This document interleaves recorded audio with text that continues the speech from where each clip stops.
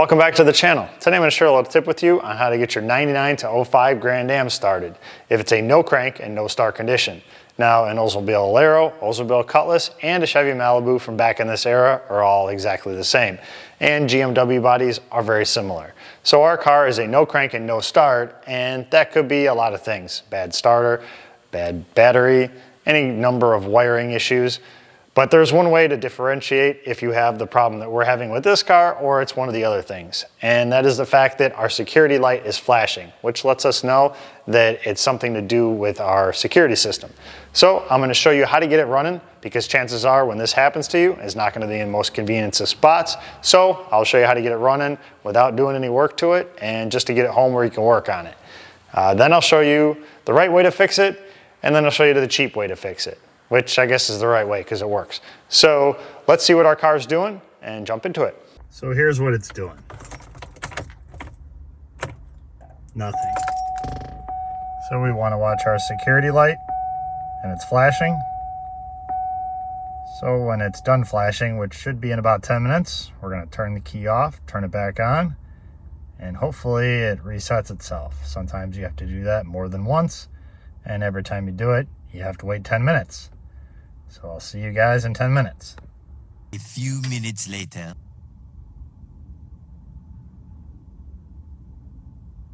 Okay, it's done sending its Morse code. It's just on steady. So it won't start. Turn the key off. And it's running again. And our light's off. That'll get us home.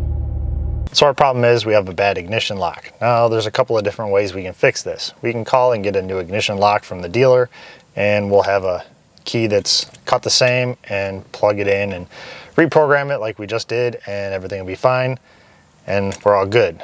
We can go to the parts store and we can just get a generic ignition lock, do all the same thing, but we'll have two different keys. Or we can replace the ignition lock with a resistor for, well, a couple cents, and well, we won't have a security system, but who's out here stealing older Grand Ams? They're too worried about Hellcats and Kias. So that's what we're gonna do. And then we don't have to worry about this ever going bad again. So let's do that. I'll show you how. There's a couple different ways. You can either get to the wires at the back of the ignition lock, which is a little more work, or we're just gonna go right down to the BCM, which is underneath the kick panel on the passenger side. That's where I always do it. So that's what we're gonna do.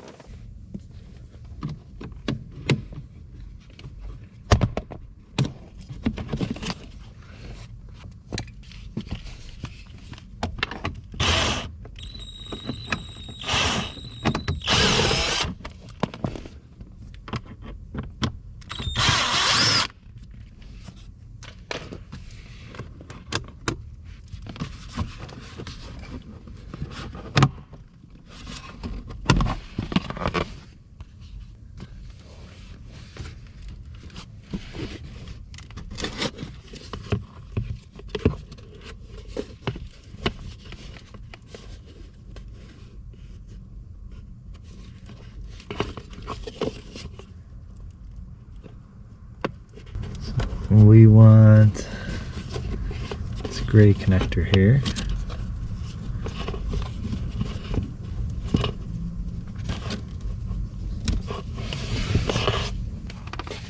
You want pin A6 and B6.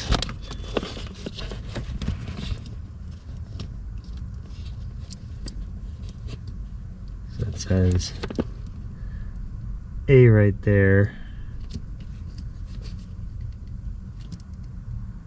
B12, A12. So we'll start counting from the other side. 1, 2, 3, 4, 5, 6. It's a black wire.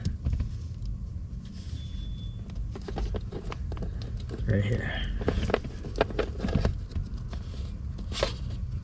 Okay. Yep. We're going to move that to the side. And we want the one directly next to it, which is a yellow wire. A6 and B6.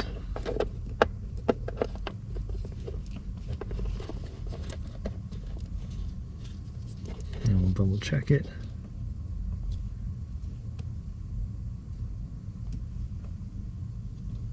Yep.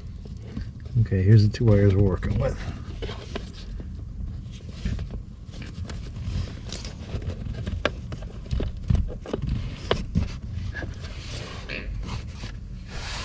Now we're gonna cut the yellow wire.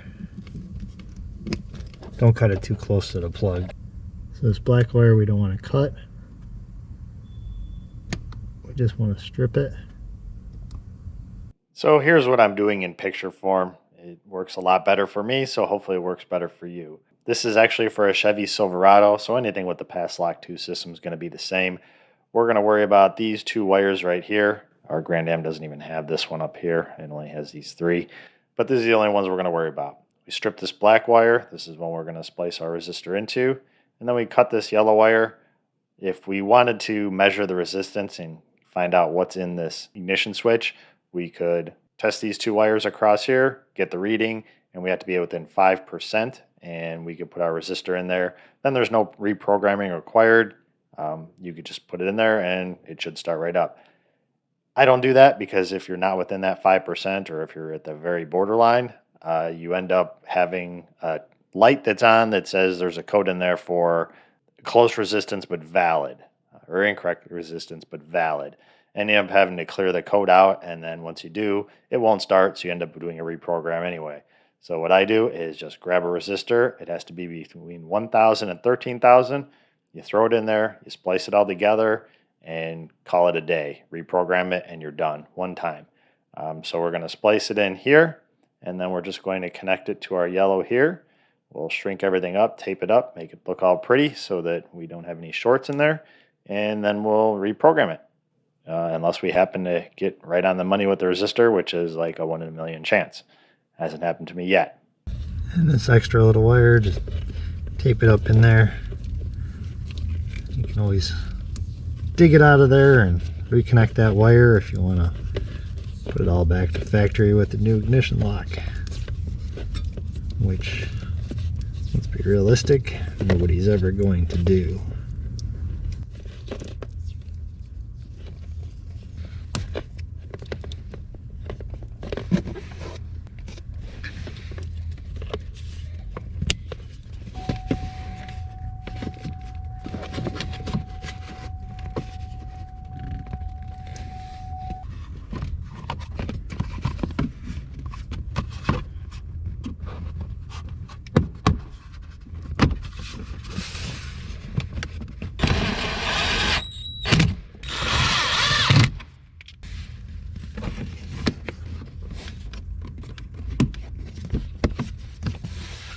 So if we get lucky, it'll start.